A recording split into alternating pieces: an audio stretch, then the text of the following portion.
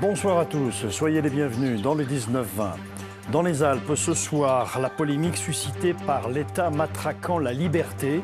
Une fresque engagée réalisée pour le festival de street art de Grenoble et qui fait débat. Elle est même devenue un sujet politique brûlant qui a enflammé la twittosphère. Les conséquences du Brexit pour la Suisse, c'est le grand flou, comme pour les pays de la zone euro. Genève s'attend à un franc trop fort et un impact sur les compagnies aériennes low cost. Le monde de la haute finance reste vigilant. Et puis vous découvrirez une nouvelle façon de se ressourcer à fleur d'eau, le paddle yoga, une activité des plus zen qui fait des adeptes sur le lac d'Annecy en Haute-Savoie. On reparlera du Brexit dans l'édition nationale à 19h30 avec un sommet de crise à Berlin. Après le séisme du Brexit, François Hollande et Angela Merkel sont ce soir dans la capitale allemande. Ils vont tenter de dépasser leurs divergences et de trouver une position commune. Et puis que valent vraiment les notes au bac? Il y a de quoi se poser la question. Vous le verrez dans notre enquête. Une même copie peut être notée très différemment selon les professeurs. Les écarts de notes sont parfois étonnants. Et tout de suite, des nouvelles plutôt bonnes de Mathéo. Pour ouvrir ce journal des Alpes, atteint d'une leucémie, ce jeune Chartrousin avait fait appel à des dons pour financer une opération de la dernière chance aux États-Unis. Les mois les plus durs sont maintenant derrière lui. Florine Heba et Jean-Christophe Solari l'ont rencontré chez lui à Saint-Pierre-de-Chartreuse. Participer à la vie quotidienne, voilà une chose que Mathéo ne faisait plus depuis très longtemps. Il a retrouvé la maison familiale il y a seulement 15 jours. Après son retour des USA mi-avril, Mathéo a dû poursuivre avec une greffe de cellules souches donnée par sa sœur. Enfin, aujourd'hui, 3 ans après, il semble tiré d'affaire. Ah oui, donc là les gamines, elles reçoivent... Moi, je me sens bien parce que c'est la dernière ligne droite. Donc du coup, forcément, on se dit que bientôt je vais pouvoir reprendre une vie normale, tout ça. Donc ça fait plaisir. Cet optimisme, il le lit tous les jours dans les centaines de messages qu'il reçoit sur son blog ou sur les réseaux sociaux. Des encouragements, des soutiens, il en a depuis le début et ses fidèles tiennent à garder le contact. Donc là je vois ça fait depuis le 23 juin que j'ai pas donné de nouvelles. Mathéo a pas mis une photo ou parlé et ça il demande. Hein. Eh bien sachez que Mathéo mange comme 4, que la leucémie a disparu de sa vie et qu'aujourd'hui il récupère lentement mais sûrement. Nous adorons. Il n'y a plus de raison qu'on y retourne. On y retourne une fois par semaine pour faire un bilan, pour surveiller. La kiné à l'hôpital parce qu'ils ont plus de matériel et une structure. Puis le kiné vient à la maison 2 à 3 fois par semaine. Et puis voilà, c'est que de la rééducation pour qu'ils reprennent des fosses et qu'ils remarchent, quoi. Pour ça, il faudra encore un peu de patience. Mais en attendant d'être sur ses 2 jambes, Mathéo veut être sûr de ne rien oublier, ni personne. Ce sont des bons souvenirs ces photos? Ouais. Parce que même si c'est la maladie, tout ça, c'est quand même des belles rencontres. Parce que les gens, ils sont vachement sympas. Malgré ses contrôles réguliers et ses séances de kiné, désormais Mathéo n'a qu'un seul souhait, qu'on l'autorise à partir un petit peu en vacances, en famille.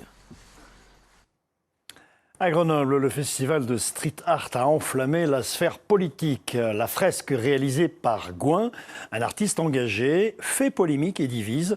Graffiti anti-flic et mur de la honte pour les uns, démarche artistique et liberté d'expression pour les autres.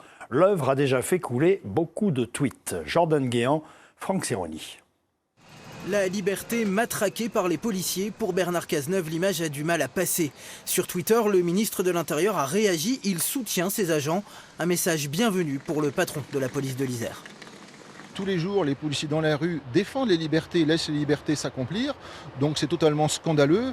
Et quelque raisonnement que ce soit sur l'aspect artistique ou sur une validation artistique qui vaudrait caution est scandaleuse. On peut être artiste et on peut faire preuve de discernement, surtout en ce moment. À Grenoble, les réactions indignées pleuvent depuis 3 jours, car l'œuvre a été réalisée dans le cadre d'un festival, en partie subventionné par la ville.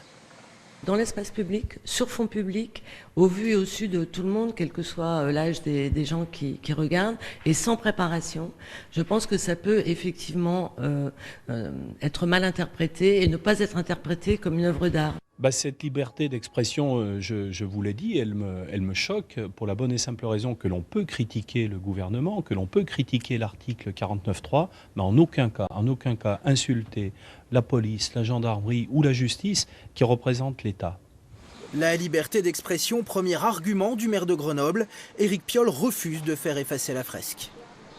Je n'ai pas entendu, aucune voix d'ailleurs, signifier que c'était un délit. Donc si M. Cazeneuve veut faire autrement, il faut qu'il l'assume et qu'il dise qu'en état d'urgence, effectivement, il n'y a plus de liberté d'expression et que du coup, il communique aux artistes quel est le périmètre sur lequel ils ont le droit d'exprimer ou pas. La polémique devrait donc durer au moins jusqu'au 6 juillet. Ce jour-là, le bâtiment sur lequel a été peinte la fresque sera détruit. Un chantier prévu de longue date. 4 jours après le Brexit, c'est toujours le grand flou concernant les conséquences économiques pour les membres de l'eurozone. En Suisse également, on essaye de mesurer l'impact de ce référendum sur le pays. On s'attend à un franc suisse en hausse et des difficultés pour les compagnies aériennes low cost. Sur place à Genève, Ariane Comsavari, Christian Mathieu. 4 jours après le Brexit, pas de catastrophisme dans le canton de Genève.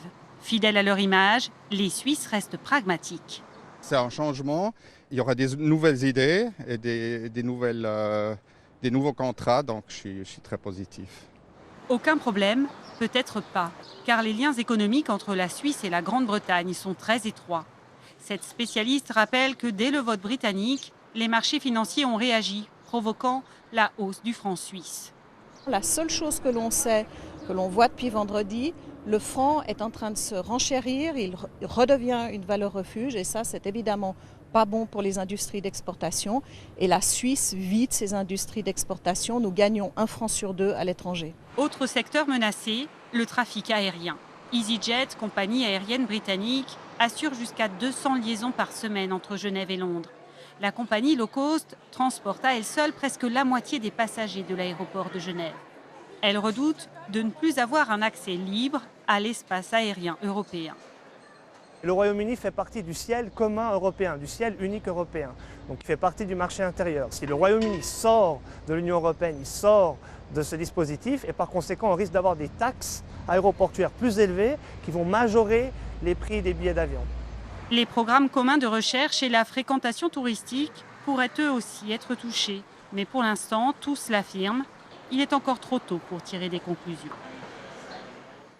Autre information du jour, une conductrice de bus s'est retrouvée coincée sur un passage à niveau à Chambéry ce matin. Ce sont des pompiers qui étaient là par hasard, qui l'ont aidée à se tirer d'affaire. Une mésaventure qui finit bien, à lire sur notre site alpes.france3.fr. Et puis silence radio sur les ondes de Radio France. La plupart des stations de France Bleu ont fait grève aujourd'hui pour dénoncer la baisse des moyens alloués par la direction aux antennes locales. Un mouvement de contestation suivi dans toute la grande région Auvergne-Rhône-Alpes. Exemple, dans la Drôme, Daniel Pajonc, Stéphane Yvon. Les employés de France Bleu voient rouge, mais ils n'en conservent pas moins le sens de la convivialité. C'est autour d'un pique-nique qu'ils ont fait part de leurs craintes. Radio France doit faire des économies. Ils se sentent les principaux visés. Il y a la future chaîne info qui est à développer, il y a des travaux à la maison de la radio. En gros, on redéploie les moyens et notamment les postes. Donc nous, France Bleu, en région, on pâtit de tout cela parce qu'on voit des postes disparaître, 40% en 3 ans. Ce qui nous impacte directement, ce qui impacte la proximité. On travaille en proximité dans les départements avec nos auditeurs. Et voilà, aujourd'hui, on n'en peut plus, on est à l'os, comme on dit. La station France Bleu Drôme-Ardèche compte une quarantaine de collaborateurs, bureaux de Montélimar et Aubenas compris, des animateurs, des techniciens, des journalistes qui doivent faire plus avec moins. Aujourd'hui, on nous demande de passer au numérique. On est conscient que c'est l'avenir, qu'il faut un site internet, qu'il faut du son sur la toile, qu'il faut de l'image, qu'il faut de la photo. Mais tout ça, ça se fait à moyens constants et à nous de faire tout le travail. France Bleu Drôme-Ardèche est l'une des radios les plus écoutées du réseau. Elle rassemble chaque jour 98 000 auditeurs. Retour à Genève, où se construit en ce moment un immeuble de 5 étages en paille. 38 logements à foyer modéré verront bientôt le jour dans la cité suisse, qui est parmi les plus chers du monde au niveau loyer. Ils seront construits selon des techniques ancestrales et durables et qui ont fait leurs preuves. Vous allez voir. Explication Serge Vorette et Ingrid Pernet-Duparc. Un chantier presque comme les autres, avec une carcasse de béton, mais quand même beaucoup de cadres en bois. Et pour cause, ces caissons vont peu à peu être remplis de paille. Tandis que les pros s'activent dans les étages, les futurs locataires, eux, mettent la main à la pâte au sous-sol. On a mouillé la paille, c'est ce qu'on trouve ici, hein, cette apparence. Et ensuite, on est venu avec la terre et on l'a déposée, puis maintenant on l'étale. L'idée étant qu'il n'y ait aucun brin de paille qui dépasse et que ce soit le plus plat possible et sans air à l'intérieur. On pourrait presque dire que c'est un jeu d'enfant. Ça peut être un jeu d'enfant à partir du moment où on commence à toucher la terre. Je crois qu'on entre dans des choses assez anciennes dans la mémoire, et même plus loin que l'enfant à mon avis. On n'a rien inventé ici. De la paille, de la terre, un principe de construction vieux comme le monde et quand même quelques préjugés sur le matériau qui ont la vie dure, comme le feu. En fait, une botte de paille, ça brûle pas. Si on la brûle avec un chalumeau, elle prend pas feu. Pour une simple raison, c'est qu'il n'y a pas d'oxygène dedans. C'est tellement compacté que ça brûlera un peu en surface, mais ça flambera pas. Alors ce qui est un petit peu dangereux, c'est sur le chantier, quand il y a de la paille qui vole. Mais une fois qu'elle est compactée dans un mur, il y a déjà très peu de danger. Maintenant, l'enduit rajoute encore un peu de protection. Et puis surtout, il rajoute de la masse thermique au bâtiment. Entendez par là de l'inertie pour accumuler de la fraîcheur ou de la chaleur. Mais l'originalité du projet ne repose pas que sur l'ingénierie paille, mais aussi sur les habitants du lieu. Le foncier étant tellement cher à Genève, ils ne seront jamais propriétaires du sol, mais de leur logement, oui, et ceci par le biais d'une coopérative d'habitat avec laquelle ils ont pensé ensemble leur futur logement. Ça fait déjà plusieurs années qu'on se fréquente très régulièrement à cause des réunions et puis qu'on a déjà résolu beaucoup de choses ensemble, pris des décisions par consensus sur des longues discussions, sur vraiment beaucoup de choses. Donc ça, c'est très bien comme ça. Comme ça, on est déjà un petit peu à l'aise les uns avec les autres. Fin de journée, petit débriefing entre coopérateurs et professionnels. Demain, ça recommence. Mais ça vaut le coup. Au total, leur logement leur coûtera environ 1 500 € par mois pendant 20 ans, ce qui est tout simplement imbattable sur la place de Genève, en ayant en plus opté pour un habitat sain et durable. Les vacances arrivent à grands pas. La saison d'été va donc débuter le week-end prochain dans la plupart des stations de ski de notre région. Après un printemps maussade, les professionnels du tourisme espèrent que les vacanciers seront au rendez-vous. À Saint-François-Longchamp, en Maurienne, l'heure est aux derniers préparatifs. Bernard Portugal et Frédéric Pasquette. Les rues sont vides, l'ambiance est encore calme, mais cela ne devrait pas durer. À Saint-François-Longchamp, la saison d'été débutera officiellement samedi. Alors un peu partout, on s'active pour être fin prêt à accueillir les premiers vacanciers. On a la grande pêche parce qu'on sait que ça va être assez long mais très intensif. Et puis on est tout prêt pour recevoir le plus de monde possible, quoi. Avec ses 11 000 lits touristiques à 1600 mètres d'altitude, Saint-François-Longchamp est fréquenté par une clientèle familiale. Des vacanciers en provenance majoritairement de France, mais aussi de Belgique ou des Pays-Bas. En ce début d'été, les taux de réservation sont plutôt encourageants, de l'ordre de 60%. La saison paraît bonne pour nous vu qu'on est sur la fin des installations. Tout ce qui était planifié a été mis en œuvre. Donc on est complètement prêt à accueillir les gens dès samedi. Après, en termes de réservation, cette année, ça a été un petit peu plus dur que les autres, même si le résultat normalement devrait être le même. Le fait de la météo qui était quand même beaucoup changeante ce printemps, les réservations sont arrivées très tard. Bonjour. L'été dernier, la fréquentation des stations de notre région avait connu une hausse globale de plus de 2%. Cette année, après un printemps maussade, la météo sera comme d'habitude déterminante. Il suffit qu'on ait un peu de soleil, une petite canicule serait pas mal. Nos anciens n'aiment pas trop, mais nous, ça nous fait du bien. Les gens montent un peu à la montagne et viennent prendre le frais, c'est pas mal, c'est sympa. Donc là, le grand soleil et la chaleur va faire beaucoup de bien pour le tourisme et pour nous. Dès samedi, 3 à 4 000 vacanciers sont attendus à Saint-François-Longchamp. Prévision identique à celle de l'été dernier. La station sera ouverte jusqu'au 27 août. Et durant tout l'été, le refuge du Promontoire dans les Écrins va célébrer ses 30 ans à travers diverses manifestations. Parmi elles, une exposition sur l'histoire de ce refuge atypique et celle de l'alpinisme au pays de la Meije. Une exposition à découvrir simultanément à la Bérarde et à la Grave. Françoise Gay, Dominique Sommet. Sur la face sud de la Meije, un petit abri mythique, le refuge du Promontoire. 3100 mètres d'altitude et 50 bougies cette année. Un demi-siècle donc pour le refuge actuel, car avant lui, il y en a eu un autre, démoli, car devenu trop petit. C'est incroyable, ils l'ont construit ici, au même endroit, en 1901. Et ils l'ont construit à un endroit où il y a quasiment zéro risque d'avalanche de neige, zéro risque d'avalanche de pierre, et perché comme il est perché là, en 1901. C'est vrai que j'ai encore du mal à capter, quoi. C'est fou quoi, ce qu'ils ont fait à ce moment-là. Raconter l'histoire de ces deux cabanes, c'est l'objet de l'exposition conçue par deux étudiants passionnés de montagne. Réalisée avec l'aide des gardiens, du club alpin et du photographe de Loisan Fred Chevaillot, une quinzaine de panneaux rassemblent photos et documents, parfois inédits. On a farfouillé, on va dire, vers les musées, au musée dauphinois, dans les archives du CAF. Et au final, il y a beaucoup de documents historiques, oui. Surtout dans le début du XXe siècle. Voilà, on avait pas mal de photos, d'archives, et même la fin du XIXe.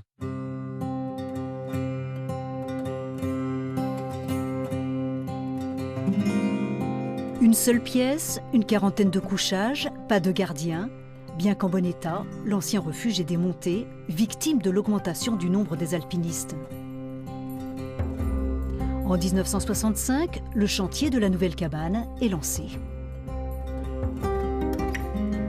C'est pas du tout une copie conforme. L'ancien refuge, c'était vraiment une petite cabane en bois, et là, c'était un refuge assez innovant à l'époque. C'était technique, c'était un refuge préfabriqué. C'est vraiment pour l'époque des techniques assez innovantes. Et là, quand on le voit, il a l'air une petite boîte d'allumettes métallique posée sur une arête, ça fait assez futuriste. Un refuge en avance sur son temps. Dès le début, il est équipé de panneaux solaires. Dans ce site fabuleux, l'alpinisme se porte bien. La reine des lieux, la Meige, n'y est pas pour rien. L'exposition lui rend hommage. Ce sommet est quand même majestueux, la traversée des arêtes effilée est l'une des plus belles des Alpes. Son côté nord, quand on est à la Grave, est bien austère, bien impressionnant. Donc oui, c'est une montagne de caractère qui donne envie, qui attire en tout cas. Et pour satisfaire tous les rêves de Meige, la petite cabane ne pouvait pas connaître une meilleure situation. Il est vraiment sur l'arête, c'est-à-dire les courses d'alpinisme démarrent dans le refuge. C'est-à-dire que les cordées sont encore dans le refuge. C'est rare ça. Et on part avec les lampiottes à 3 h du matin sur les arêtes pour la traversée de la Meige ou pour la face sud. Une exposition, un concert, des conférences, des cordées de jeunes. Le refuge du Promontoire fêtera ses 50 ans jusqu'à l'automne. Voilà, 50, c'est bien noté, pas 30 comme je vous ai dit tout à l'heure. Rugby, dans quelle division jouera le CSBJ? L'ouverture de la saison de Pro D2 est déjà programmée le 28 août prochain, le plus exactement le 26 août prochain, mais le club bergalien ne sait toujours pas s'il évoluera en Pro D2 ou en Fédéral 1. Une situation inconfortable pour les joueurs qui ont repris l'entraînement cet après-midi. Jérôme Ducrot, Franck Seroni. Fini les vacances, c'est la rentrée. Un mois de coupure après une longue saison, les organismes sont reposés, les visages détendus en apparence. Tous les joueurs vont s'entraîner comme si de rien n'était. Pourtant, une fois arrivés à Pierre-Rajon, la réalité semble les rattraper. Je pense que dans tous les cas, il faut reprendre. Donc, je pense qu'on a tous l'ambition de jouer, que ce soit à Bourgoin en Pro D2, à Bourgoin dans n'importe quelle division ou ailleurs. Il faut s'entraîner. Donc, moi personnellement, je continue à m'entraîner dans le souhait de rester ici en Pro D2. Donc, on reprend normalement. Bon, on est tous présents. On a fait une bonne année l'année passée. Donc voilà, je pense que tout le monde avait, même si les vacances font du bien, avait hâte de se retrouver et justement de préparer cette nouvelle saison. 2 fois 600 mètres au même palier. Les Ciels et Grenats ne savent pas encore s'ils vont continuer l'aventure en Pro D2. Mi-juin, le club a fait appel de la décision de la DNACG, le gendarme financier de l'Ovalie, pour ne pas être relégué en Fédéral 1. Bourgoin devait apporter des garanties financières, soit 1 million d'euros. L'instance du rugby n'a pas encore tranché. J'aurais préféré qu'on redémarre encore plus sereinement. Maintenant voilà, on ne maîtrise pas tout, c'est pas le sportif qui gère ça, donc autant y mettre de la bonne humeur, de revenir avec le sourire et pour attaquer une belle saison.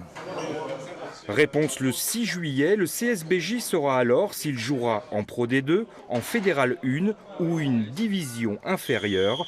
En attendant, il faut continuer à s'entraîner et espérer. Et depuis plus de 15 ans, Grenoble-Parmentier forme des championnes à l'épée. Cette année encore, 3 filles du club d'escrime ont été sélectionnées en équipe de France. Elles ont disputé les championnats du monde, d'Europe et de France par équipe, sans oublier les Coupes d'Europe.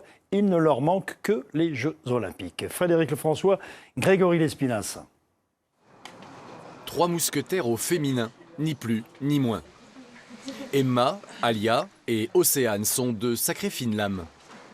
Pendant cette saison, elles ont engrangé les victoires et les podiums en catégorie cadette et junior. Épée à la main, elles ont réalisé une véritable moisson.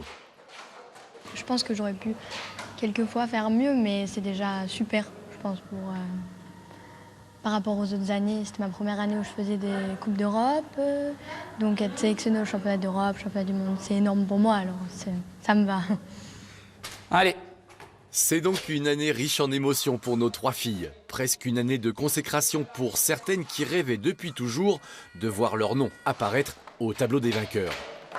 Ça fait toujours plaisir, surtout que cette Coupe du Monde, parce qu'il y avait des étrangères, et c'était à Grenoble, à domicile, donc c'était un très gros souvenir. C'est une fierté ? Ah oui, devant la famille, devant les amis, c'était un très bon souvenir. Prête ? Allez, mets-toi en garde. Allez. Alia est la seule à avoir décroché un titre en individuel, 3e aux France. Les autres performances sont collectives. Apparemment, ça n'en est que meilleur. C'est mieux, je trouve, en fait, parce que c'est vraiment un groupe. On est 4 à fêter cette victoire et avoir travaillé tout ensemble pour arriver à ce résultat. Du coup, je trouve que c'est mieux une victoire par équipe qu'individuelle. 3 filles au top et un maître d'armes aux anges. Au vu des résultats obtenus et qui n'espèrent plus qu'une chose, en voir une arriver un jour jusqu'au JO. Ça ne devrait plus tarder. Merci. Les voyants sont au vert. Et du yoga en paddleboard. C'est une activité tout ce qu'il y a de plus zen qui commence à faire des adeptes.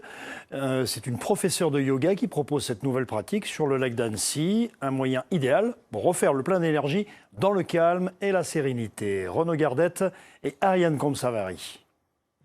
Libérez, débarrassez-vous de tout ce qui ne vous sert plus aujourd'hui. Inspire, laissez rentrer ce dont vous avez besoin. On connaissait le yoga, on connaissait le paddle, mais allier les deux, il fallait oser.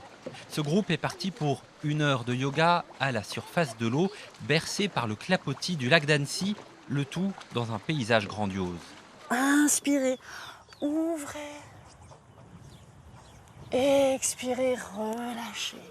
Même sur un paddle, la position du chien tête en bas reste assez facile. Doucement, en conscience, voyez si vous pouvez inspirer une jambe vers le ciel. Restez connecté, le regard est fixe. Les postures s'enchaînent pendant 1 heure jusqu'à la relaxation finale, mais chut, cela se fait sans bruit. C'est complètement original. J'avais déjà fait un petit peu de yoga, jamais de paddle.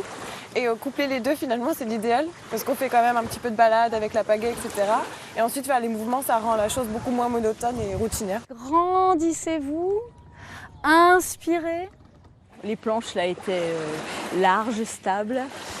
Je pense que moi, c'est la première fois que j'en faisais. Et vraiment, très facile de trouver son axe et sa stabilité. Charlotte pratique le yoga depuis 12 ans, sur un paddle depuis 2 ans, une activité qui prend de l'ampleur pour lâcher prise dans la dérive. Ça rajoute une petite difficulté, un petit challenge et même un amusement, à vrai dire. Et dans un sens, une difficulté du côté de l'équilibre et en même temps, une possibilité de s'ouvrir à ce paysage qui est magnifique, à ce lac qui est vraiment inspirant et très pur. Comptez 30 € l'heure de yoga sur un paddle, une activité qui existe depuis quelques années seulement sur le lac d'Annecy. Je vous rappelle enfin les 2 principaux titres de ce journal des Alpes. L'État matraquant la liberté a enflammé la twittosphère politique. Mur de la honte pour certains, libre expression pour les autres. Cette fresque engagée, réalisée pour le festival de street art de Grenoble, divise et fait débat. Et puis Genève s'inquiète des conséquences du Brexit pour la suite. On s'attend à une montée du franc suisse et un impact sur les compagnies aériennes low cost principalement. Des suppositions mais rien de sûr pour la Suisse comme pour les pays de la zone euro. C'est le grand saut dans l'inconnu.